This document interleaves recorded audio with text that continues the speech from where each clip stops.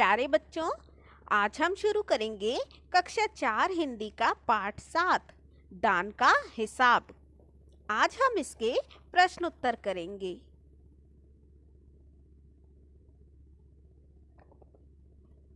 प्रश्न 1, राजा किसी को भी दान क्यों नहीं देना चाहता था?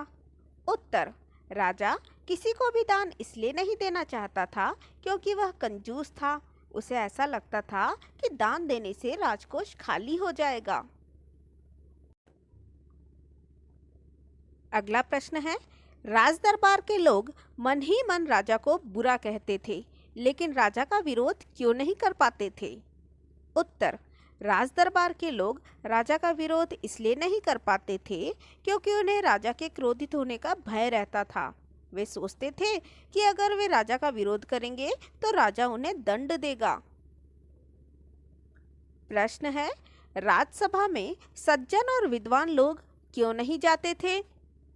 उत्तर है कि राजसभा में सज्जन और विद्वान लोगों का सत्कार नहीं किया जाता था, इसलिए वे राजसभा में नहीं जाते थे। अगला प्रश्न, सन्यासी ने सीधे सीधे शब्दों में भिक्षा क्यों नहीं मांग ली? उत्तर, सन्यासी ने सीधे सीधे शब्दों में भिक्षा इसलिए नहीं मांगी क्योंकि वह जानता था कि राजा बहुत कंजूस है और एक बार में वह बड़ी रकम नहीं दे सकता है।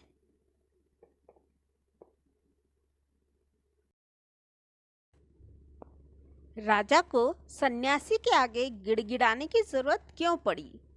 उत्तर, सन्यासी को भिक्षा देते देते राजकोष खाली होता जा रहा था, अतः राजकोष को बचाने के लिए राजा को सन्यासी के आगे गिड़गिड़ाना पड़ा।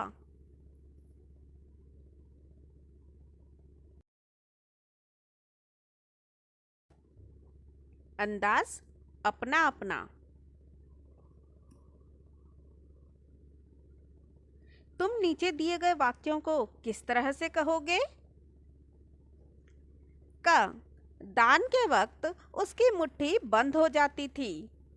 इसे हम कह सकते हैं, दान के समय उसके हाथ से पैसे नहीं निकलते थे। ख, हिसाब देखकर मंत्री का चेहरा फीका पड़ गया। हम कह सकते हैं, हिसाब देखकर मंत्री घबरा गया।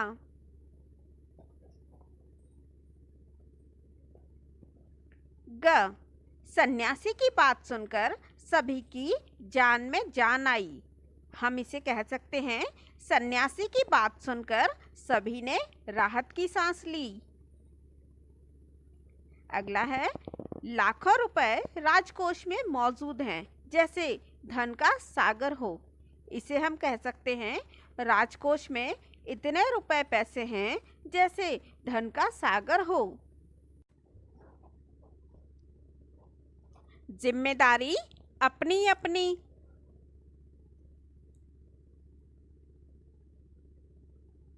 तुम्हारे विचार से राज दरबार में किसकी क्या क्या जिम्मेदारियां होंगी? मंत्री।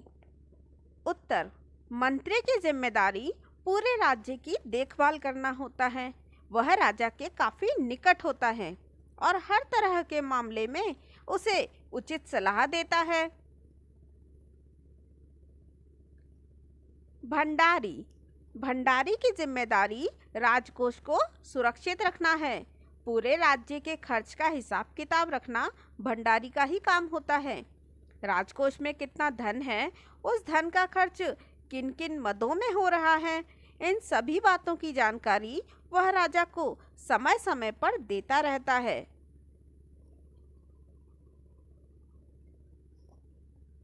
कर्ण जैसा दानी। सभी ने कहा, हमारे महाराज कर्ण जैसे दानी हैं। पता करो कि कर्ण कौन थे? उत्तर, कर्ण कुंती के सबसे बड़े पुत्र थे।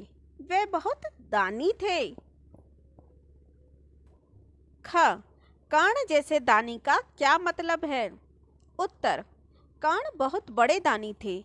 उन्होंने अपना कवच कुंडल तक दान में दे दिया था। उनसे बड़ा दानी कोई नहीं हुआ है। कर्ण जैसे दानी का मतलब है कर्ण की तरह अपना सर्वस्व दान करने में जरा भी संकोच न करना। दान क्या होता है? गरीबों और दुखियों की सहायता करने के लिए दिया गया धन दान कहलाता है। किन किन कारणों से लोग दान करते हैं? उत्तर, कई कारणों से लोग दान करते हैं, जैसे पुण्य कमाने के लिए, परोपकार के लिए और नाम कमाने के लिए। कहानी और तुम। राजा राजकोष के धन का उपयोग किन किन कामों में करता था? तुम्हारे घर में जो पैसा आता है वह कहाँ कहाँ खर्च होता है, पता करके लिखो।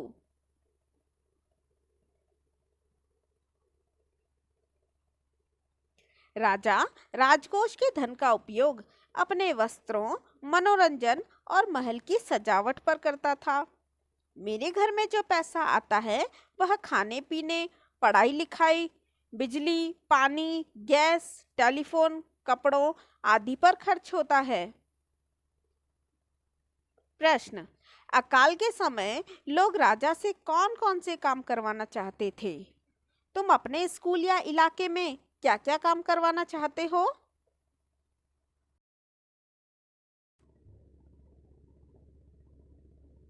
उत्तर, लोग चाहते थे कि अकाल के समय राजा राजकोष से 10,000 रुपए दे, जिससे वह लोग अनाज खरीदकर अपनी जान बचा सकें। मैं चाहता हूँ कि पार्क में अच्छे अच्छे फूल पौधे लगाए जाएं, वहाँ खेलने के लिए झूले आदि भी लगाए जाएं।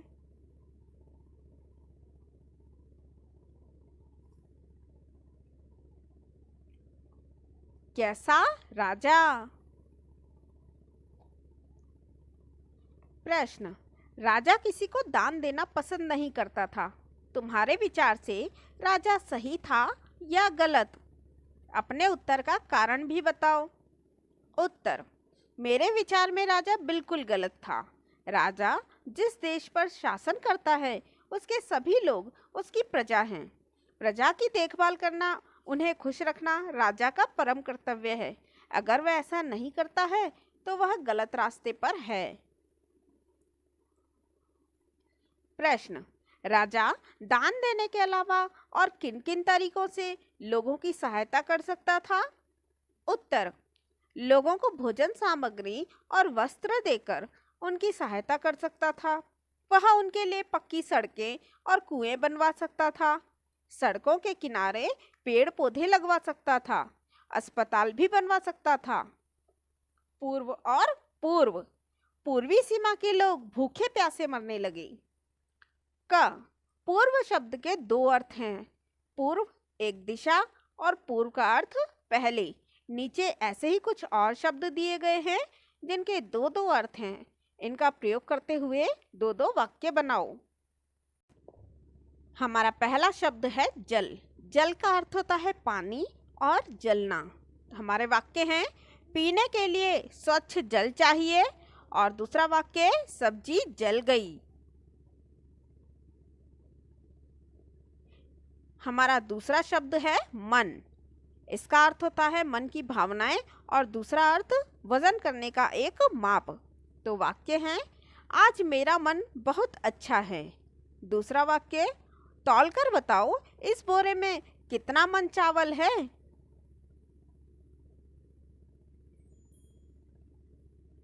तीसरा शब्द है मगर। मगर के दो अर्थ होते हैं, परंतु, और दूसरा अर्थ है मगरमच्छ जो पानी में रहता है। हमारे वाक्य हैं, वह आया मगर तुरंत चला गया।